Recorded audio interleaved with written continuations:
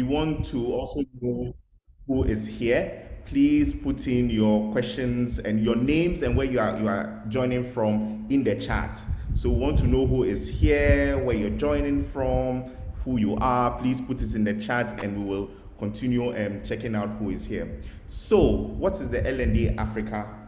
L&D Africa. L&D Africa is just a professional association or a group of professionals in Africa aimed at promoting learning and development, like how HR and communication has always been thought as something that was part of something. Now L&D is becoming a whole industry on its own, and therefore it is our interest as L&D professionals to start looking at how we can put L&D together and make it an industry and ensure that it is something that works for all of us. So I'm excited that we are taking this turn.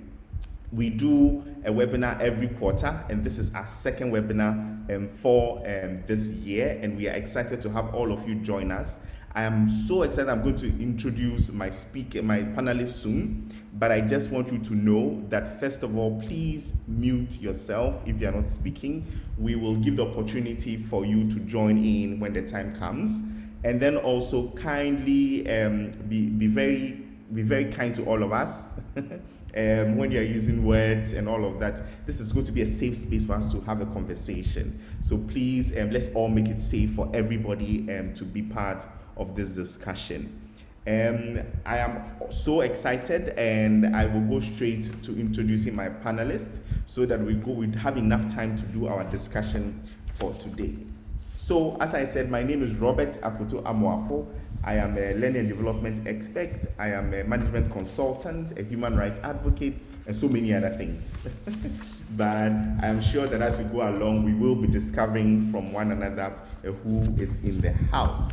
So, the first person I would like to introduce, and very importantly for us, is Olivia. Hello, Olivia. Hello, and happy to be here.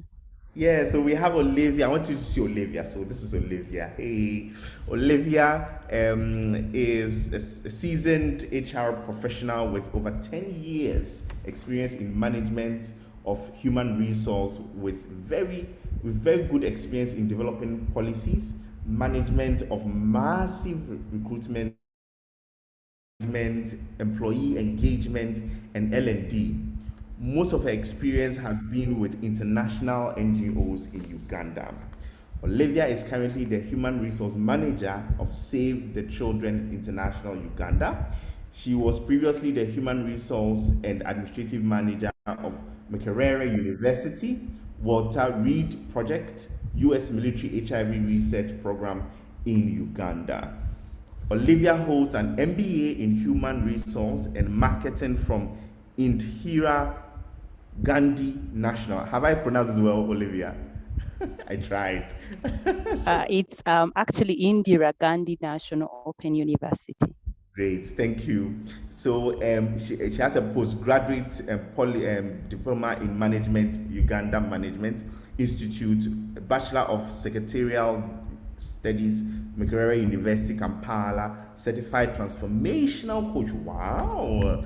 Coach Master Academy 2022. Wow, nice. Certified LPI Trainer, Learning and Performance Institute. Olivia is an Associate Trainer, LAP Marketing Limited, Kampala, Uganda. She is passionate about training and building capacity. She also loves singing and swimming. Thank you, Olivia. Hey, Olivia. Hello, and thank you so much for the invitation. Happy to be here. Great, nice to have you. Then we have with us all the way from Tunisia, we have Tarek. Can we see Tarek? Hey, great. So Tarek is a corporate communications specialist. He is 43 years and married with 2 children. Tarek is a dynamic, high motivated executive with over 16 years experience in strategic communication with focus on services and industry domains. Currently, heading the communications department of Kromberg and Schubert Tunisia, and multinational company specialized in wiring and harnessing manufacturing for automotive industry. Over 3,000 employees in Tunisia and 50,000 employees over 40 locations. Wow, you have a lot of work, Tarek. Yeah. Tarek is highly skilled in development and the implementation of successful communication plans and strategies, excellent interpersonal and networking skills. He specializes in internal, external, corporate crisis communication, social media, press relations, public relations, events, etc. Tarek is a self-starter and effective project manager with the ability to lead multiple and complex projects under pressure and with tight deadlines. Wow, that's so great. Thank you, Tarek. Hi. Nice to meet you. Nice to meet you. Great. Thank you That's very nice to much have you here. for Great. this invitation. Thank you. I'm very glad to be among my colleagues and among my this beautiful audience. Thank you very much for honoring our invitation. Now we have with us also Dr. Jeff Kwame Bassey. Dr. Bassey has 14. So you see, this is going to be an enriched conversation because we have 10 years, 16 years, 14 years, wow, of management consultancy, and is a corporate trainer with key expertise in strategy, leadership, and human resource development. Jeff has consulted and or trained for 138 organizations, including Bank of Ghana, MTN, Coca-Cola, Olam, F&B Bank, Kempinski Hotel, on and on and on, including national, civil society, NGOs, and all corporate organizations. As a specialist in management consulting, training, and development, Jeff has served as a valuable resource to several organizations in the public and private sector. He advised on key issues regarding labor, managerial staff development, and aligned people and strategy. He runs Jeff Bassey and Associates, an HR and marketing consultancy firm that has undertaken consultancy assignments for Kempinski, Newmont, Bank of Ghana, ABSA, Casapreco, Tulo, mostly on strategy, change management, performance coaching, and balance, and so on. He is a trained non-executive director and provides strategic support for the board of Newmont. Jeff is a member of the University of Ghana's Appointment Advisory Committee and country director for Global Professional Certification in Human Resources. Jeff holds BSc Administration Accounting, MBA Human Resource Management, and Doctor of Business Administration, Leadership, and Strategy.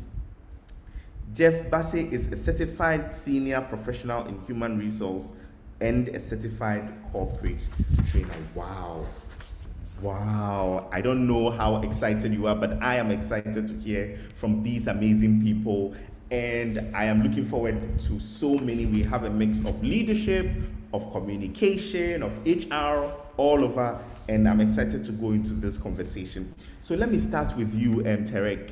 For you, over the period of your work that you have done, is leadership responsible for L&D and why? Is leadership responsible for learning and development in organizations and why? Thank you very much, Robert.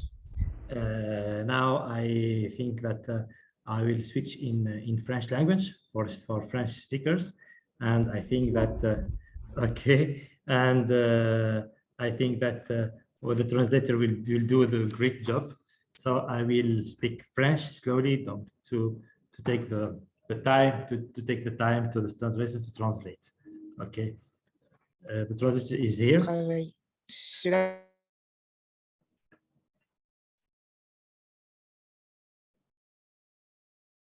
Yes, please, you can go. I think she's on now. Vous pouvez y aller. Yes, we can hear you. Okay, it's okay.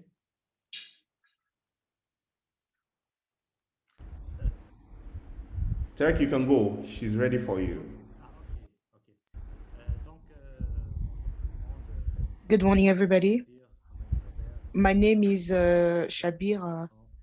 I am leader in communication in a multinational company in automobile.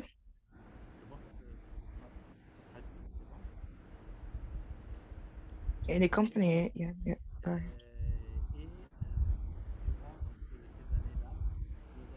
During my years working with them, we realized that deep changes that occurred at the level of management, at the L&D level, when it comes to knowledge and development.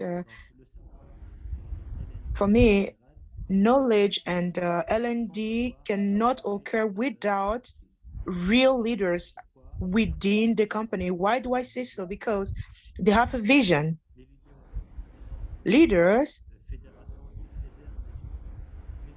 are able to put people together, but especially they are people who are able to move on and who are there to ensure the cohesion of the team, but especially to engage every team.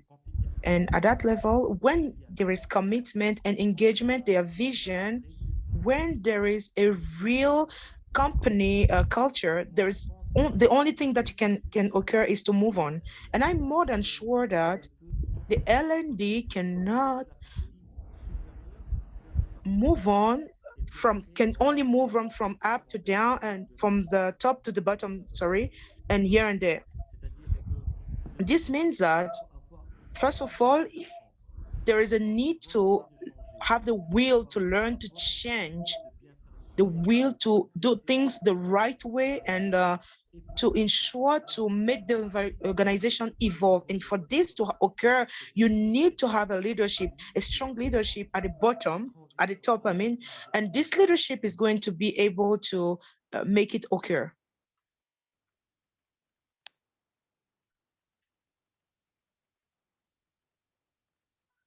Okay, that's nice to know, and it's interesting to know that you have this overview of the need for leadership to be involved and ensuring that leaders are a key part. Dr. Bassey, on your part, what do you think? Do you think we really, is it only the responsibility of leaders, or is it leaders who are supposed to lead us in this process in organizations when it comes to learning and development? Right, thank you, and a very good afternoon to all our listeners. Indeed, it's a privilege to be invited to share my thoughts in this webinar. I will be sharing my opinion and thoughts on the subject of the role of leadership in L&D. Indeed, I had always argued that everything rises and falls on leadership. Is there ever anything in the organization that is not influenced by leadership? No, because it is only what happens at the level of leadership that trickles down and affects every other thing within the organization. So I normally would say that in an organization, if something good happens, it's because of leadership. And if nothing good happens, it's because of leadership. By and large, no organization outgrows the collective knowledge and experiences of the people who run the organization. The organization's performance is always commensurate with the collective knowledge and experiences of the people who run it. And so no questions, the issue of leadership and L&D is in tandem, and it's very difficult for anybody to want to separate the two. I have been an ardent student of Jack Welch and how Jack Welch ruled General Electric from 1981 to 2001. And I'm sure in course of our deliberation, I'll be sharing a few stories from how Jack Welch through Crotonville, which we refer to as the Corporate University of America, had turned the fortunes of General Electric through L&D, from a total, market value of about $13 billion to $400 billion under one chief executive's leadership, because he used the tool of L&D, and I'll be sharing a few nitty-gritties as we move along. Down here in Ghana, I do not know how many of our audience or listeners are in Ghana, but if you are in Ghana, you would appreciate the role Bank of Ghana plays in running our economy. And Bank of Ghana does have a training school on the Spinters Road. I have delivered a couple of lectures there. I've been a facilitator for the Barclays Learning Center, a center through which if you come or if you do not come, it will be very difficult for you to be deemed a performer and to gain your promotion. So my introductory remarks are that we cannot overemphasize the importance of leadership in pushing the agenda of L&D in running contemporary organizations. Wow, thank you so much, Doc. We cannot overemphasize that, the role of leadership. And I like the examples you've given clearly that if leadership is interested in pushing L&D, they will be responsible and take over that. Olivia, how has L&D taken a role in your work that you've done, especially, and what has been the role of leaders, in supporting you as you push towards? I can see that you have in your profile, you have moved from an HR professional alone to becoming an L&D professional. So what was the motivation? How has leadership support you in that journey? Thank you very much. Thank you very much. And I couldn't agree more to what Dr. Jeff said, that leadership plays a critical role when it comes to promoting learning. Why? Because leaders set the pace. The culture of leadership in an organization will determine what happens to the organization. So when you are talking about learning, it must be coming from way up there. If we have leaders in the organization that do not have a learning DNA, then we will be stuck, because then we are not looking at reflection. We are not seeing things going wrong and going back and saying, where can I get better? We have our staff leaving the organization. We are busy putting up tables. This organization has taken this person. Remember, every time they take away your staff, these staff have what they call tacit knowledge, and they'll go away with it. And we never learn from such experiences. As leaders, we don't go back to sit down and say, okay, so I have 5 people. They have all left me. Why have they gone? Can we go back and look at our statistics? That's a role of leadership. So leadership is very critical because it sets the pace for learning. 2, leaders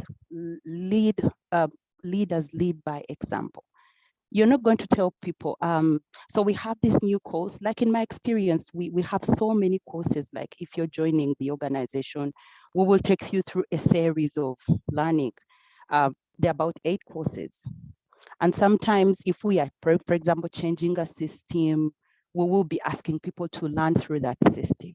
And every week they will release, for example, they will release a list of people who have gone through the course. And if you are a leader and you're not on the list, what are you trying to communicate to the people?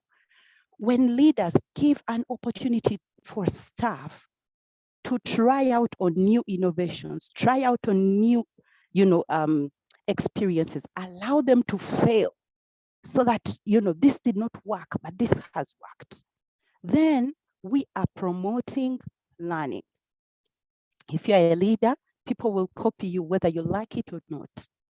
If there is something that has come out and everybody will be waiting for the leaders to see what the leaders are doing, and then they will follow. When leaders wake up in the morning and they decide to ask the 5 questions of who is learning? Why are we learning? What are you benefiting from the learning? How should we be learning? Where is the learning and when does it happen? If leaders are asking such questions, then they are putting their staff in a position of understanding, because leaders they are the ones who understand the business, they're the ones who know the vision, the mission, the values, they're the ones who drive the agenda. So I will be like like Dr. Jeff and Chabir. Leadership is very critical when it comes to learning. And of course, to wrap it up, I would say, if you have leaders who do not have a learning impulse, then our organizations are doomed for something else. Over to you. Thank you very much. Wow, that's so good. I mean, I picked up some of the key things I picked up whilst we were talking were culture, setting the pace, you know, allowing others to fail. Very, very interesting things that you've given us. Kick buzzwords that we'll be watching out as we go into this conversation with. Thank you so much, Olivia. Doc, we are talking about leaders are supposed to promote. Leadership is critical. Leadership is very important to set the pace and all of that. Who is the leader? Who is the leader we are talking about here, Doc? Well, thanks once again for the opportunity. If you ask me who is a leader or what is leadership, I think that we all by default tend to think that. Doc, I was like, who we are talking about leaders must promote learning. And I'm asking, who is the leader we are talking about to promote that learning? Right, okay. Thank you. So we all are very quick to jump to the fact that the leader is the one who occupies the position, all right? That is not wrong in any case. I normally say that position gives you access to leadership, but it's a myth in leadership and should not always be mistaken for leadership. If you are in the position, you have the right to exercise authority, to apply resources, to take decisions, to direct the actions and inactions of other persons. But if who is the leader, anybody in the organization can be deemed to be a leader. But for purposes of this conversation, we want to look at people who provide direction for teams. And so it can trickle down from the chief executive officer, if you may, the board chairman, to the chief executive officer, to directors, heads of departments, unit heads, and for me, most particularly the supervisors and the team leads. So all of these people are put in positions of trust, and we can refer to them as leaders who have to promote the question of learning and development in the organization. We are in a world today where winning and losing is happening faster than before, all right? And how do we win so fast? Through access to quality information, and information that is not hitherto privy, the organization is not privy to or available to the organization, but we can access very quickly.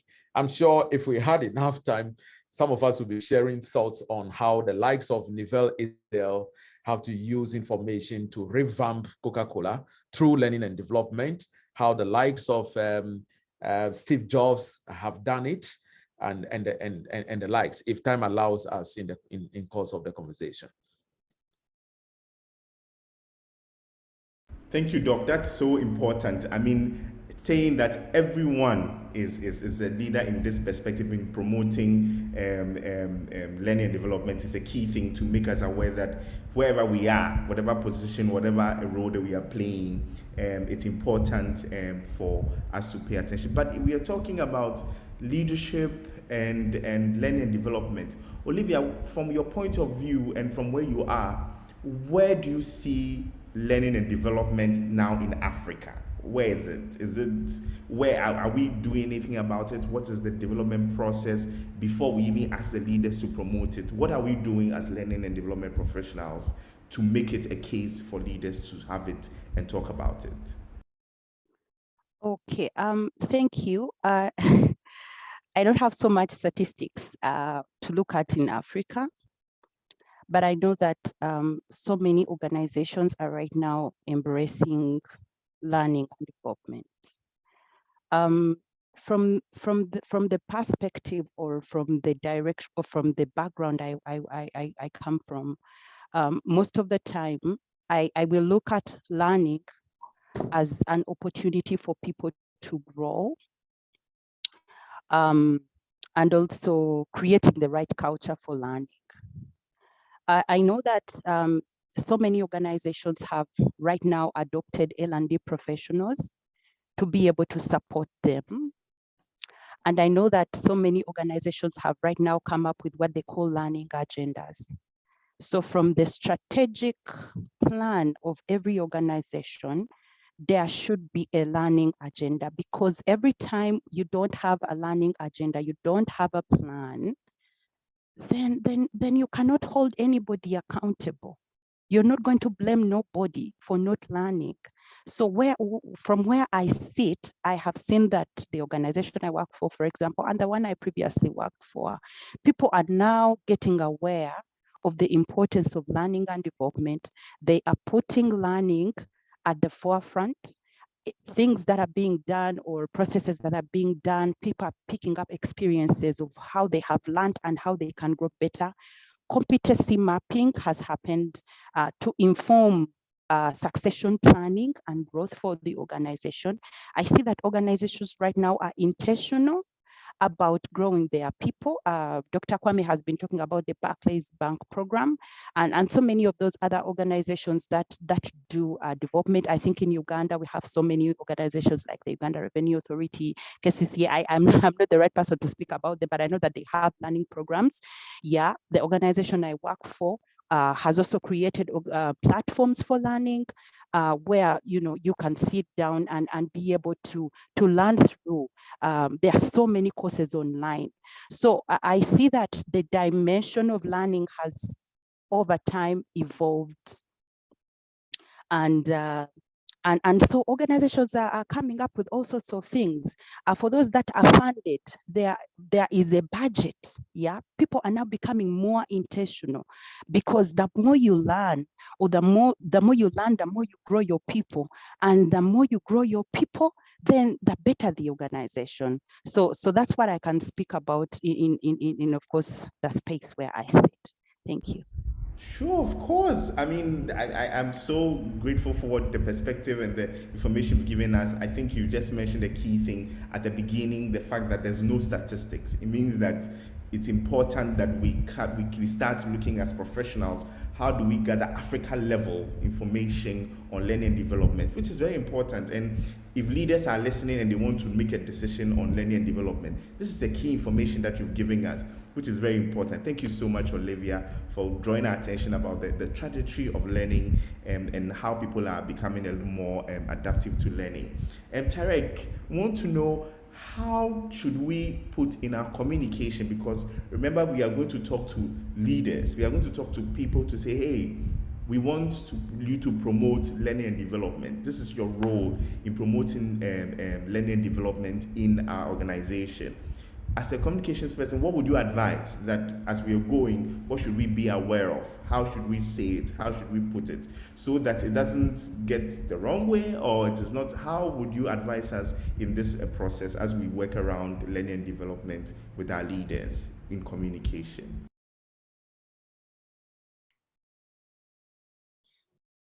Merci Robert. Donc, je rejoins Olivia. Thank you, Robert. I'm joining Robert and Bassey. I totally agree with what they said. Enable me, first of all, to make some suggestion before answering your question. I had the occasion today, the opportunity to work with several universities for engineers and different professionals. And what I'm saying is that universities are producing and are making a lot of people who are graduate. But today, we don't need engineers only. We need an engineer who is a leader, a doctor who is a leader, an IT specialist who is a leader. Why? Because having what we call basic knowledge is easy, everybody can have it. But knowing how to share it, share that knowledge that you have, is very difficult.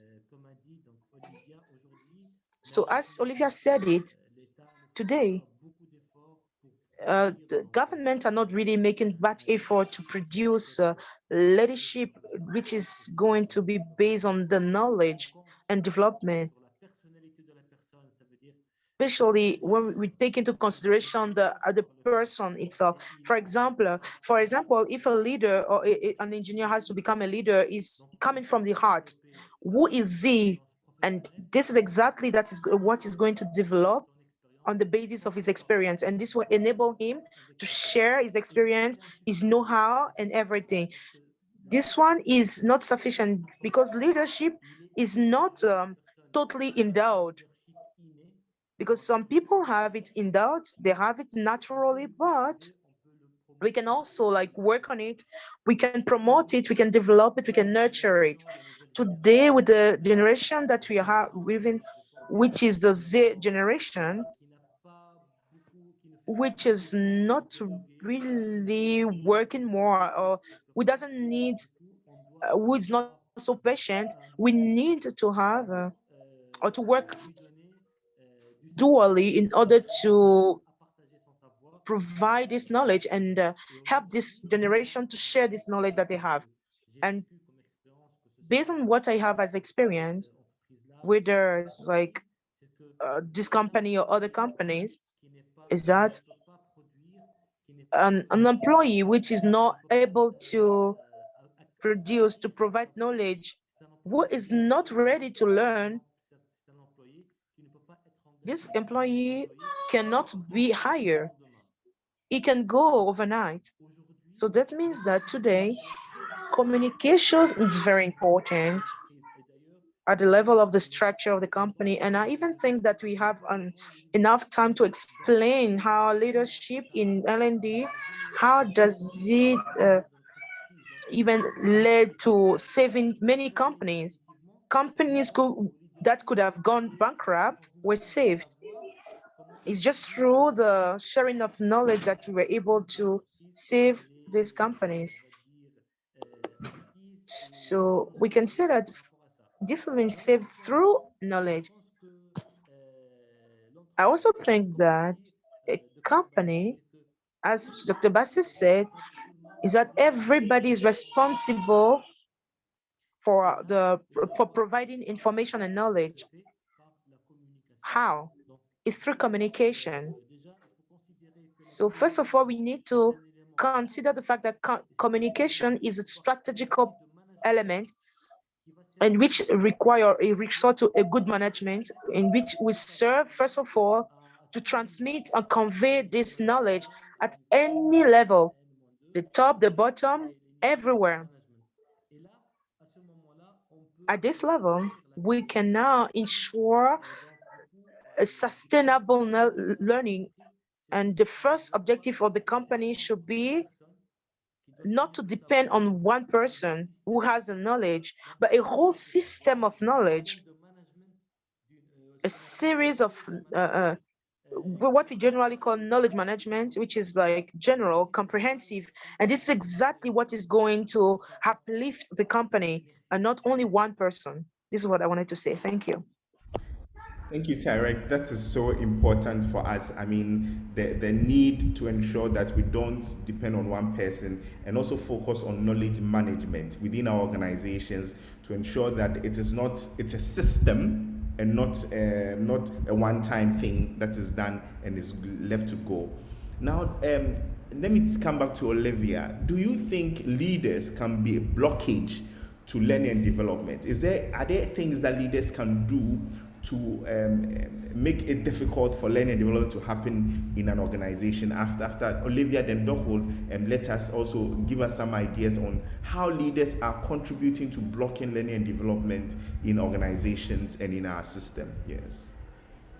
All right. So culture starts at the top, and so if you are not learning, then how do you expect the rest of the other people to learn?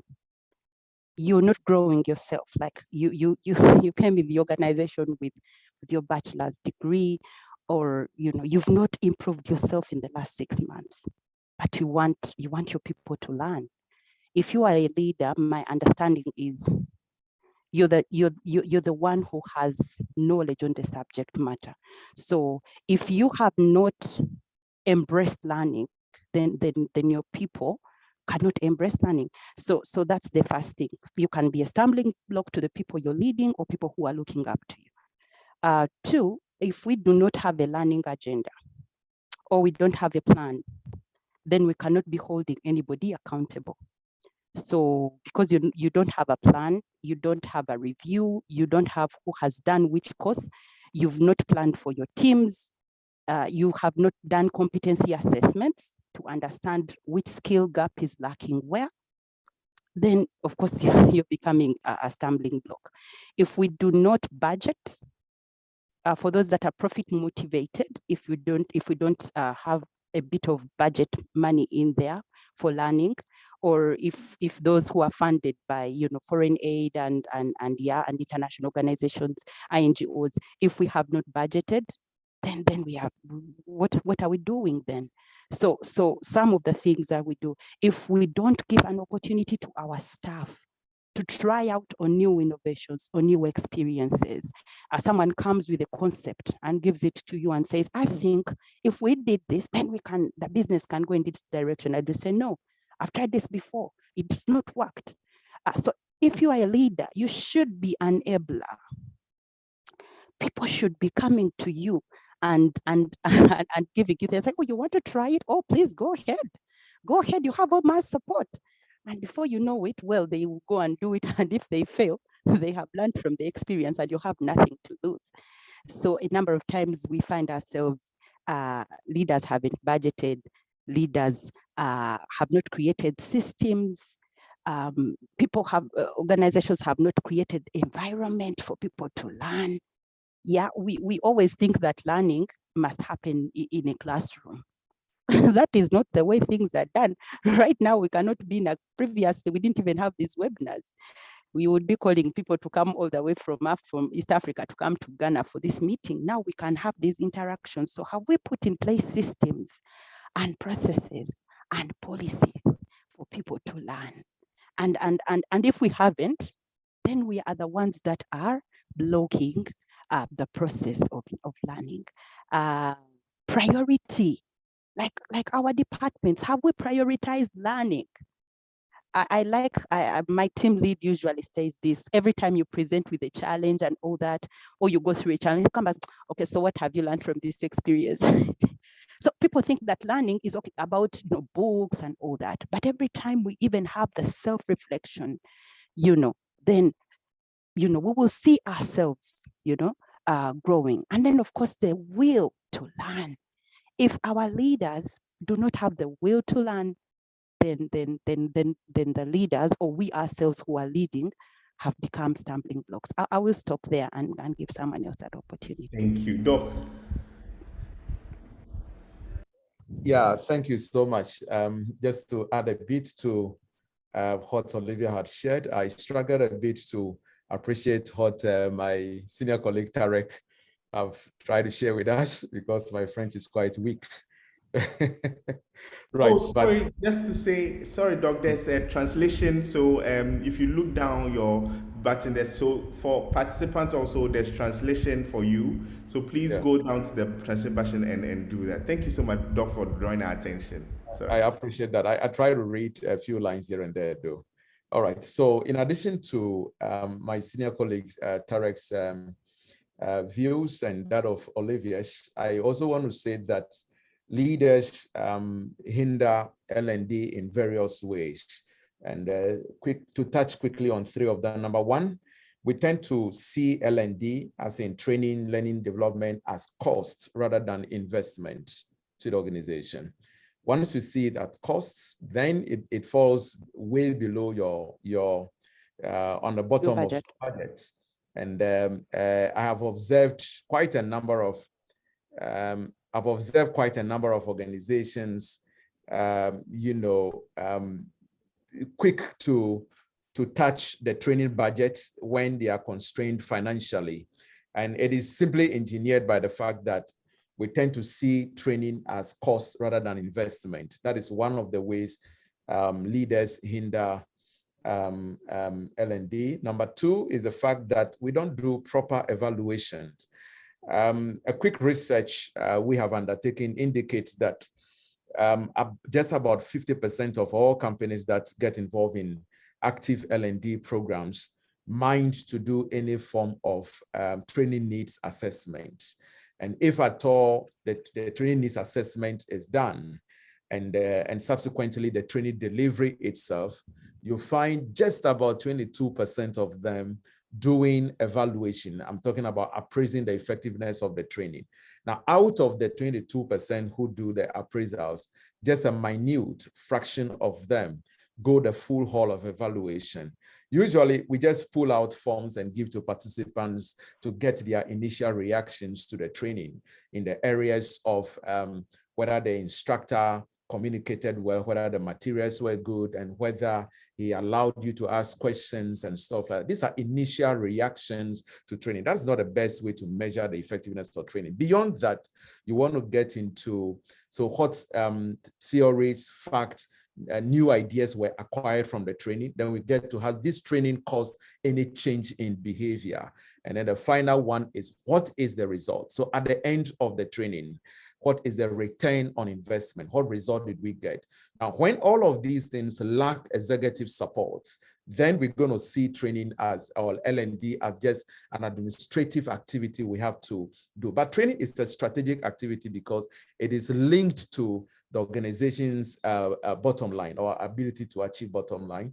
Final bit is the fact that leaders don't tend to appreciate the fact that there are constant changes in exogenous factors that affect the success of the organization. And when I talk about exogenous factors, I'm referring to customer preferences, I'm referring to how technology is changing, government regulation. Now, when the rate of change on the outside exceeds the rate of change on the inside, the end is in sight. So the organization must at all times try to develop itself to commensurate the external or exogenous forces of change if we were to remain relevant in serving the customer. Wow, your last quote was amazing. I wish I caught it, but we've recorded it, so we'll catch it and use it as an advert on our side when they especially do the extraneous factors, and if we don't see properly, can cause an effect. So for me, these are the key things I've learned from our panelists. One is when from Olivia says that when leaders do not learn themselves, then they cause a blockade. If there is no learning agenda, if we do not put down budgets for L&D, money, you put your money, your mouth where your money is, or however we say it. And if we do not try out new things, and if there's no system and processes and policies in place, Doc has added very strongly, we have to see L&D not as a cost, but as an investment. We have to do proper evaluation, and he gave us specific questions we need to add when we are doing these evaluations. And the last one, which was the bomb, was we do not appreciate the extraneous factors that keeps changing during the process. Now we have some participants who have said something. I think Norman says that one of the biggest hindrances for leaders in knowledge management and learning is the will. Many leaders in companies or organizations, not willing to change, even when they are presented with the facts. I'm interested in seeing comparative study between years. So we will hope that this will inspire people to do the needed studies and things in L&D. So just remind everybody who is in the house that this is the L&D Africa webinar. This is L&D Africa. L&D Africa is a group of professionals in the learning and development space, and we provide webinars like this. We ensure that we create space for L&D to grow, and we are coming up with some amazing thing I have at the end. So stay, let me tell you about something amazing that is coming up with us at L&D Africa. So I would, now the floor is open for questions. Please, if you have a question, you can type it in the chat box or put it in the Q&A session. We'll pick it up and ask our panelists, and we'll continue from there. So I have Olusola saying, if the change outside is greater than the change inside, then the end is inside. Hey, Doc, somebody caught your quote. Somebody caught your quote. If the change outside is greater than the change inside, then the end is in sight. Very well. Thank you so much, Olu. We are grateful. So we are open for questions and any comments that you may have as participants. I think you can put your Q&A or raise your hand, and I'm looking at the raise hands very well so that I can catch you if you have a question or a comment to make. As we wait for our participants to ask their questions and make their comments, Doc, to start from you and roll back as we started. So what if I am an L&D professional? I know that this thing is going to be a little harsh, but I sit in the HR office as an L&D professional and I'm put under that umbrella of HR. How do I make my leaders see that L&D is important, and therefore they need to make L&D a very key thing in their planning, like Olivia said, part of the budget, and also making it a key thing in the organization. Diana, I've seen your hand. Immediately Doc finish, I'll call you. So Doc, please. Yeah, thank you. As far as I am concerned, it's only one: create value, visible value. Chief executive officers under severe pressure to ensure return on investment. Yes, the goal or the vision of an organization may not be profit motive, but every organization have a vision. They aspire at reaching, they have goals and objectives. But many of these organizations are profit motive. And so your ability to demonstrate value, as in return on investment for the organization, is the magic one as to how to get executives interested. You want to be sure that you get executives themselves involved. Now, I've facilitated trainings for several organizations where the CEO never passed the training room for 3 days. But in other jurisdictions, I can mention one of them, Kempinski Hotel, you would get the chief executive officer, open the training and come to close the training. Right there, you are telling all the other managers to get interested in L&D. You are telling the participants that the chief executive is interested in what you are doing. And we need the human resource managers and the training coordinators to, for want of a composite expression, to cajole, to manage to persuade or influence these executives to get interested. And the only way you can do that is when you demonstrate return on investment by the way we measure training effectiveness or evaluation and relate it to the business. And it's as simple as that. Wow, that's very important. I picked 2 things I want to share with participants that if anybody caught anything, you can also put it in the chat box. The first is to create value. Create value. Let your leaders see that L&D is valuable. How do you create that value? We'll come back to Doc to tell us. I think he's mentioned it already. I don't know to me. Creating the value in the organization so that people see that L&D is valuable, and then also making sure that the leaders in the organization are visible in the training process, in the capacity building process, that people see that it's important. Tarek, I'll come to you because you have an interesting story about how you were able to change something around in your organization, and it will be good to hear your story and how you were able to help your organization transform itself so that people can learn from some of these strategies. But I'll take Diana. If Diana is available, let me see. If Diana, I'll open for her to be able to speak. Okay, so Diana, I'm allowing you to speak now. Yes, so we can go ahead. Diana.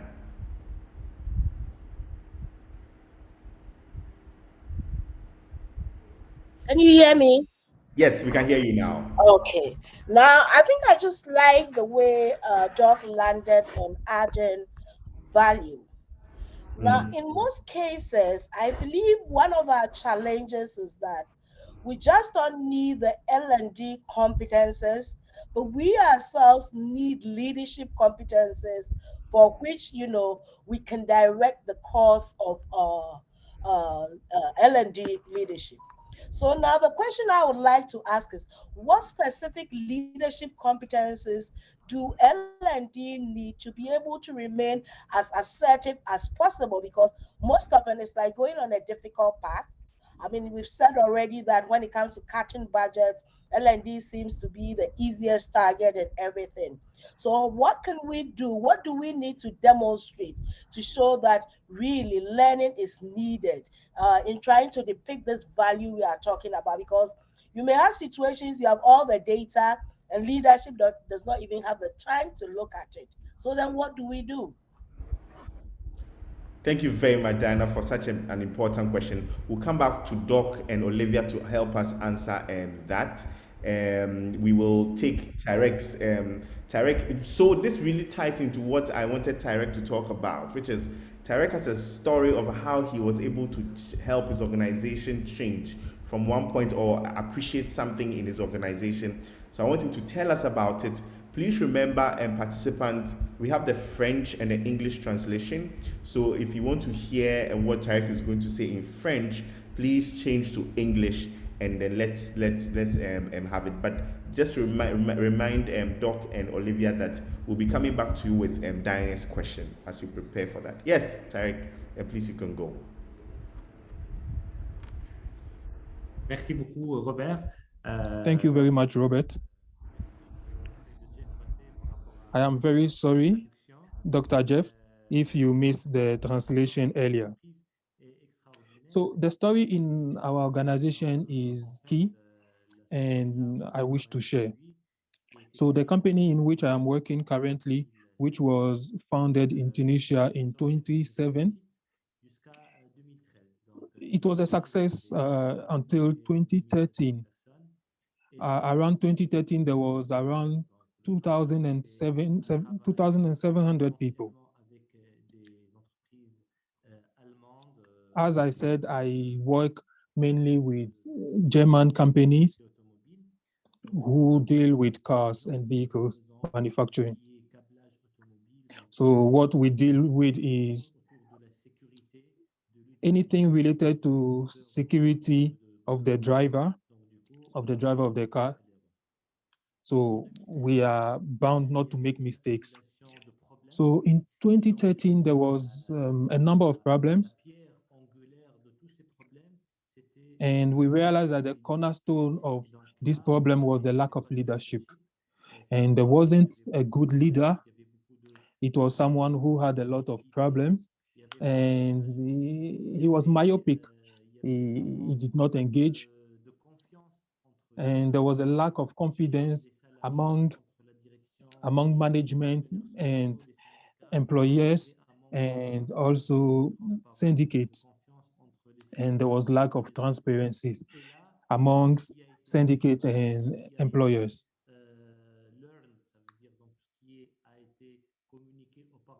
So what was said earlier was not followed. So there wasn't this culture of organization, and things were going bad. So the organization nearly went to close. So the management decided to close because they thought they had other branches over the world. So they thought of closing the Tunisian branch. So finally, there was a last meeting. There was a last meeting among the top management. And it was observed that leadership was needed. Leaders who will promote knowledge and development in the organization. So from there was a lot of activities and a lot of assessment.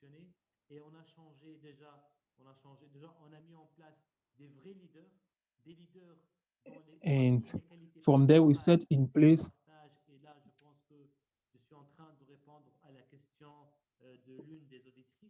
so we set new leaders, and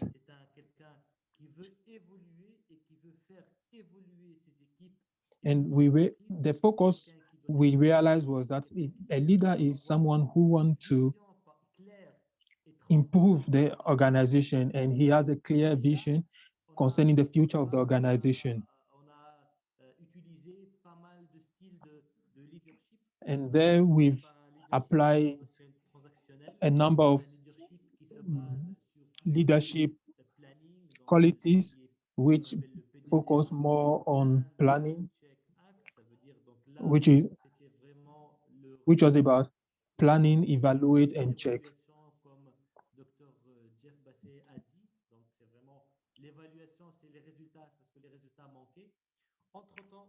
And we were continuing to assess it because we were not getting results, and therefore we decided to inculcate knowledge and how to apply the knowledge among middle-level managers. And we've also applied a third level of leadership, which is the leadership related to emotions. So we were applying emotions, we were kind of learning by doing. So setting the example and ensure that those who were following the leaders in the organization were to ensure that this knowledge was shared with future generations, which is the younger one in the organization. And first, the most important is to be able to brief people, to inform them very well, and also to include knowledge and how to teach that knowledge or to pass that knowledge to others, and also check these competencies. And through that, we were about to close in 2013. In 2017, then we were awarded the best branch, the best organization. And wow, Tarek, thank you so much for sharing this story with us, and for us, we are encouraged by the fact that leadership took over. The role of learning and passing on knowledge has been a key thing in this process, and this is an inspiring story that most of us will learn from, and be sure that we keep leadership and learning in our organizations.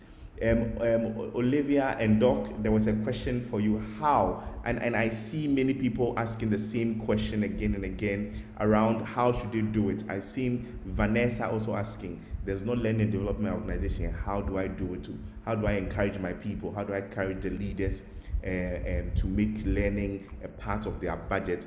I see Olu also in the question and answers asking us, when a leader have apathy towards training and development, what will be your suggestion to the employee? So all of them, and now everybody's asking you how. So Doc and Olivia, combine your powers and let's answer.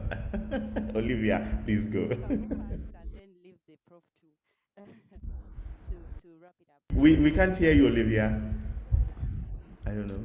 Are you able to hear me now? Yes, now we can hear you. Yes. Able to hear me right now? Yes, we can hear you now. Yes, it's good. Okay. Yes.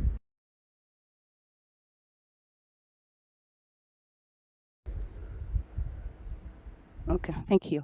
So, able to hear me right now? Hello? Okay, thank you very much.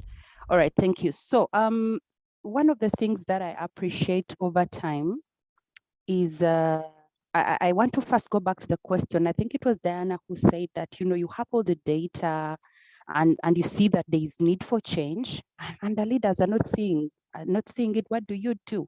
There's an aspect in leadership called collaboration. So as an L&D person, or as a person responsible for learning, you might not have access to certain spaces where, for example, your team lead sits. But if you're able to have the buy-in from your team lead, and you agree, this is what we want to do, this is how we are going to do it, and you have a proper plan, these are the statistics, this is how we want to go, these are the training gaps, these are the competencies I've done, this is, you have everything laid out. Your team leads sits in places or has conversations with people that you don't have conversations with. So who are those people who are rallying behind you? And who are those who don't like you? So you need to have collaboration. Like for example, if it is senior leadership, if I went and talked to so-and-so, do you think they'll buy this in? So before you even go up there, you need to rally and have mobilization down here.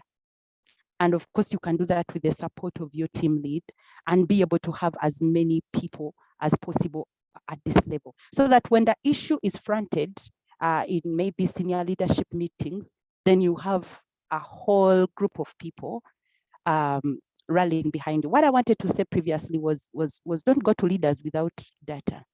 Don't go to leaders without a presentation. Don't go to leaders without benchmarking. The other organization is doing it this way. And this is ABC. This is how far they have been able to go. We are doing the same work, competing for the same funds, competing for the same customers. Can we borrow a leaf? So for me, that is how I would approach it. Let's involve our line managers. Let's have collaborators who is rallying behind us, and then of course let's pitch the idea to the rest of the team after we have done our groundwork. Over to you, Doc. Wonderful thoughts shared by Olivia. Thank you. The bit I want to add to it is this. You see, Olivia actually mentioning data ignites and drives business decisions. You know, senior officers speak their language in numbers. Now, any manager, any officer who doesn't speak in numbers, you're not important to them. So the subjective, relative thoughts we share. Oh, training is good. It will help us. Who is interested in that? Be sure you get your data. Do your training needs assessment from the individual, which is embedded or encapsulated in the task assessment and further embedded in the organizational assessment. Give them the skill gap, the discrepancy between what the staff knows and what he ought to know if we're to deliver on product promises to the customer. Present this to them. And if at all you have the opportunity to deliver your first training, make sure you don't just do assessment at the reaction level. Nail it down, drill it down to where you can you know, demonstrate cost-benefit analysis, return on investment. Once the hard figures support it, the executives will be behind you.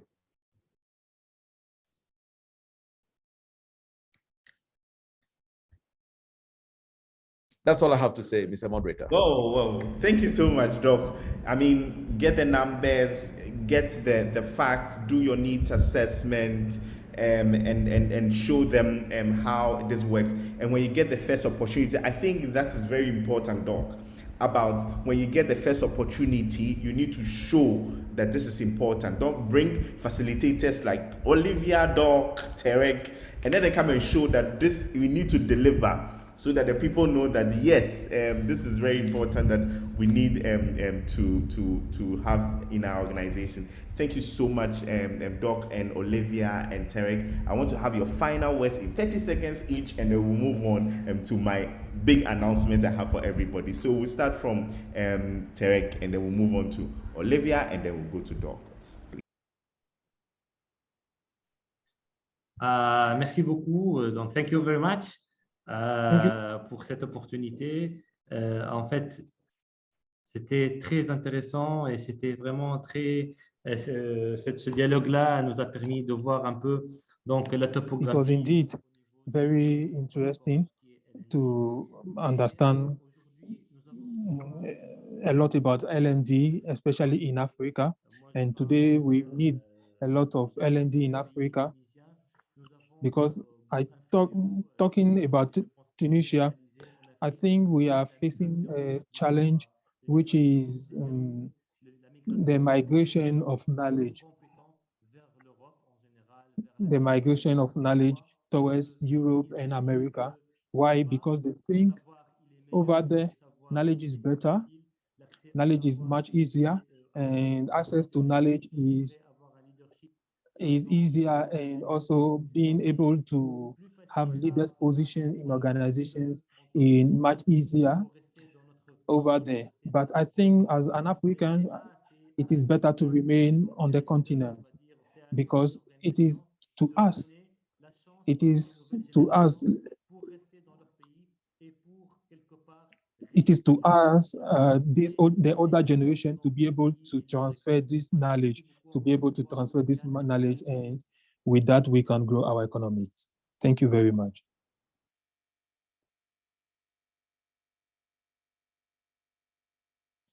I'm not too sure if I'm to come in now. And if I am to... Yes, Olivia, we would like to have your final words. Okay, thank you very much. Okay, so thank you so much again for the opportunity for me to be speaking on this wonderful forum. And I would like to reiterate the fact that we cannot be able to separate learning from leadership. The more we learn, the more we open up ourselves to learning, the more we will get better in terms of leading teams, in terms of growing our businesses, and in terms of growing ourselves as individuals. If we have leaders who are not learning compliant, then our organizations cannot grow to this height. We cannot compare ourselves to the IBMs, you know, and all the Microsoft businesses. They have all embraced learning. Google has embraced learning, and all those organizations that are really doing very well in business. So learning is very critical in the life of an organization. So leaders need to come up to that fact and be able to front the agenda of leadership to the next level. Thank you very much. Thank you, Olivia. Doc. Thank you. I just want to remind our organizational leaders that L&D is a strategic function. Now, my best definition for the word strategy is positioning to gain competitive advantage. No organization, small or large, can win in the long run without constant learning and changing so we can deliver on product promises to our stakeholders. I want to say a thank you to the organizers who invited me to share my thoughts and to wish everyone well. Thank you. Thank you so much, Tarek. Thank you, Doc. Thank you, Olivia, for such an insightful presentation. I have taken my notes. I have all of them here, and I am going to ensure that as an individual, wherever I find myself, these things are going to guide me as an L&D professional in helping organizations budget properly, as Olivia said, especially for their organizational L&D. So the announcement, so we are excited to tell you about our Africa conference, the L&D Africa Conference 2022, which is happening in Accra, Ghana. We are going to have this conference, and this is going to be about the third conference we are having but this is going to be both in person and online. And we've had 2 sessions already online. We're going to have the first one in person, and COVID took us off, and we still pushed and held it. Now we are going to have our conference. This is going to be our third conference. It's going to be in person and online. It's going to be on the 6th and the 7th of October 2022. Go to the L&D Africa website and get all the information you need. If you need further information, you can let us know, and we'll give that information accordingly through our emails and our contacts that we put online. Now we are still looking for sponsors. So we are looking at you. If your organization, maybe you can start your leadership discussions from there about, look, you need to sponsor this organization program. Send 5 staff to attend the conference, or send all the HR office people to attend the conference. And from there, we can start engaging with you and learning from you. So please get involved, register to participate in the 2022 conference, which is coming up in Accra, Ghana. So those who are outside Ghana, our team will get in touch with you if you express interest and register to attend, to help you arrange for accommodation and all the things that we need to help you to make sure you actively participate in our conference that is coming up in October 2022. Save the date on your calendar.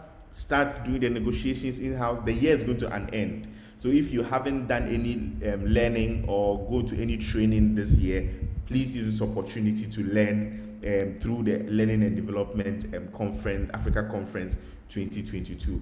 Thank you so much for everybody for coming. This webinar was put together by the Learning Development L&D Africa under the hostage of Rainbow Consult.